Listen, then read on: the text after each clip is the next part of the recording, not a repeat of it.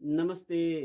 आज म दक्षिण एसियाका 8वटा राष्ट्रहरूको सङ्गठन सार्क राष्ट्रहरूको विषयमा केही कुरा भन्न गइरहेको छु। दक्षिण एसियाका राष्ट्रहरूको शिक्षा, स्वास्थ्य, जलवायु, आर्थिक, सामाजिक आदि कुराहरूको विकासहरूको उचित व्यवस्थापनको लागि स्थापित यस सार्कको वार्षिक कार्यक्रमको उपलक्ष्यमा हामीले सांस्कृतिक कार्यक्रमको संयोजन तथा प्रदर्शन गरेका थियौँ। सोही सेरोफेरोमा बसेर हामी केही चर्चा गर्न गइरहेका छौँ। सबैभन्दा पहिला हामीले राष्ट्रहरूको परिचयबाट हामी सुरु गरौँ।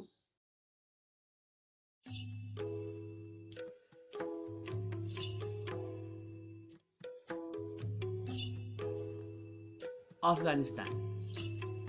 अफगानिस्तान सार्कको कान्छो सदस्य हो। सन् 1985मा गठन भएको सार्कको अफगानिस्तान सन् 2005मा सदस्य बनेको हो। तालिबान सरकारले तहस-नहस पारेको अफगानी अर्थव्यवस्था पछिल्ला वर्गहरूमा सही बाटोमा हिँड्न थालेको छ। अफगानिस्तानले केही महिना अघि मात्रै बौद्धिक पृष्ठभूमिका राष्ट्रपति अशरफ घानी पाएको छ। मानव विकास सूचाङ्कमा अफगानिस्तान 169औं स्थानमा छ।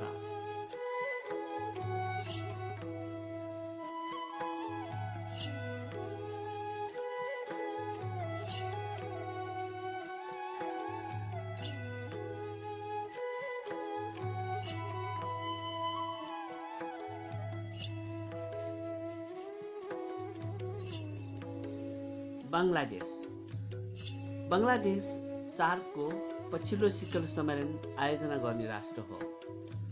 उसले त्यसपछि 7औं र 13औं शिखर सम्मेलन आयोजना गरिसकेको छ। तत्कालीन वेस्ट पाकिस्तानबाट छुट्टिएर बनेको बङ्गलादेश विगत 2 दशकदेखि समृद्धिको बाटोमा हिँडिरहेको छ। प्रधानमन्त्री शेख हसिना सार्क राष्ट्रको एकमात्र सरकार प्रमुख हुन्।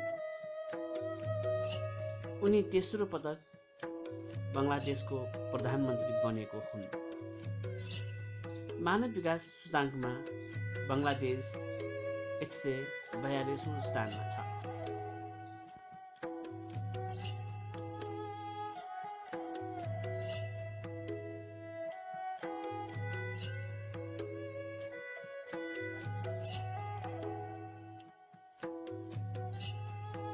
भुटान। सार्कको सदस्यता रूपमा भुटानको फरक परिचय छ। सार्कमा राजतन्त्रात्मक व्यवस्था भएको भुटान एकमात्र देश हो। सक्रिय राजतन्त्रलाई परिवर्तन गर्दै सन् 2008मा भुटान संवैधानिक राजतन्त्रात्मक व्यवस्थामा परिणत भएको थियो। सानो देश भए पनि भुटान पछिल्ला वर्षहरूमा विश्वमै द्रुत आर्थिक प्रगति गर्ने देशमा पर्छ। कृषि र पर्यटन बाहेक जलविद्युत भुटानको आम्दानीका प्रमुख स्रोत हुन्। भुटानको आम्दानीका प्रमुख स्रोत हुन्।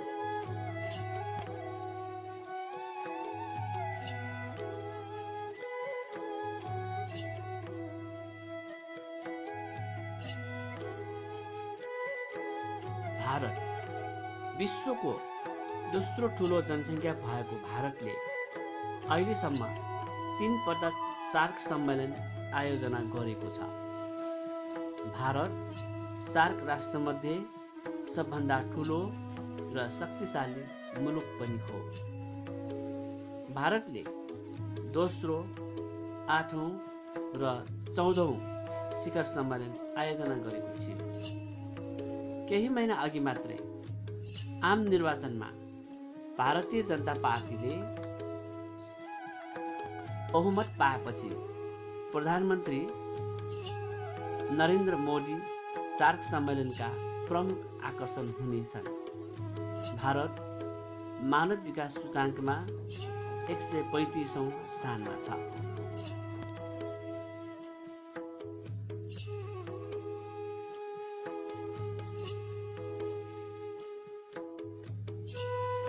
अघिल्लो सार्कको आयोजक राष्ट्र मालदिभ्सले 5औं र 9औं सार्क शिखर सम्मेलन पनि आयोजना गरेको थियो। मालदिभ्स जनसङ्ख्या र क्षेत्रको हिसाबले विश्वकै सबभन्दा सानो देशमध्ये पर्छ। समुद्रको सतह बढेर निमित्यान्न हुन सक्ने सङ्कटबाट बच्न अहिले मालदिभ्स चिन्तित छ। मालदिभ्सले सन् 2019 सम्ममा कार्बन उत्सर्जन शून्यमा झार्ने अठोट गरेको छ। मानव विकास सूचाङ्कमा मालदिभ्स 103औं स्थानमा छ।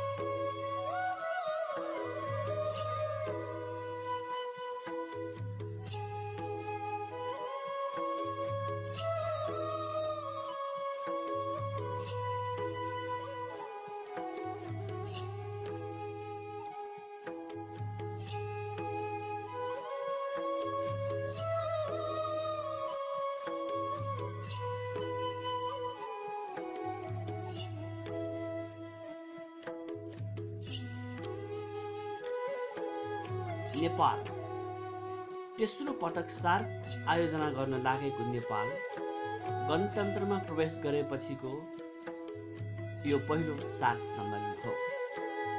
नेपालले तेस्रो र 11औं सार्क सम्मेलन आयोजना गरिसकेको छ।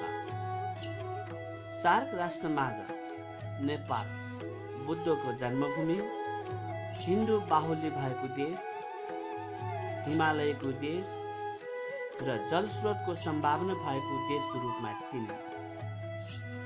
नेपाल मानव विकास सूचाङ्कको 145औं स्थानमा छ।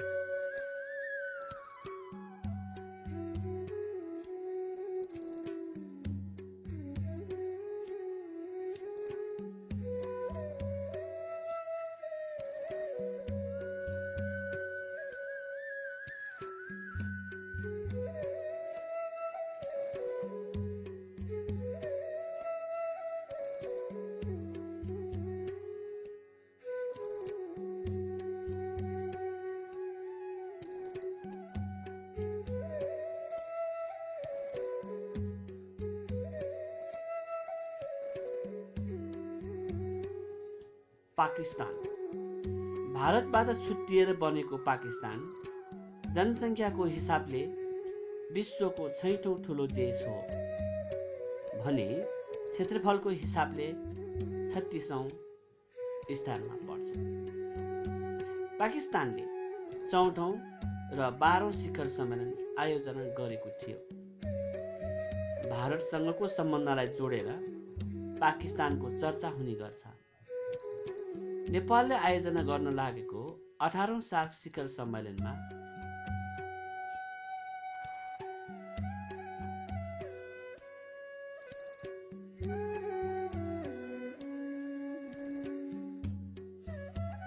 मानवीय विकास सूचाङ्कमा पाकिस्तान नेपालभन्दा 1 स्थान तल छ।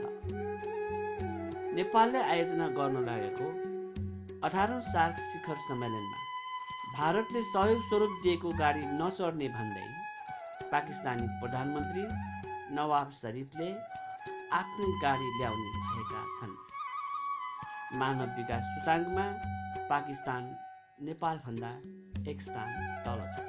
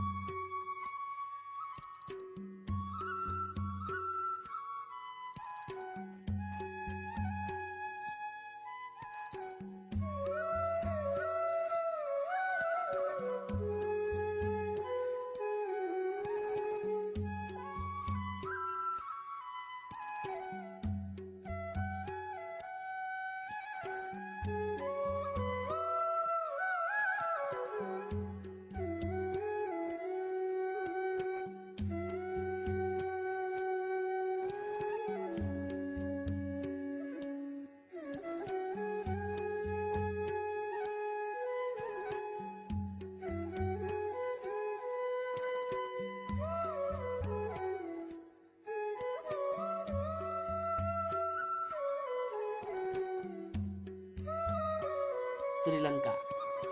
भारत र मालदिवसँग सिमाना जोडिएको श्रीलङ्का भर्खरै सकिएको गृहयुद्धको कारणले चर्चित छ।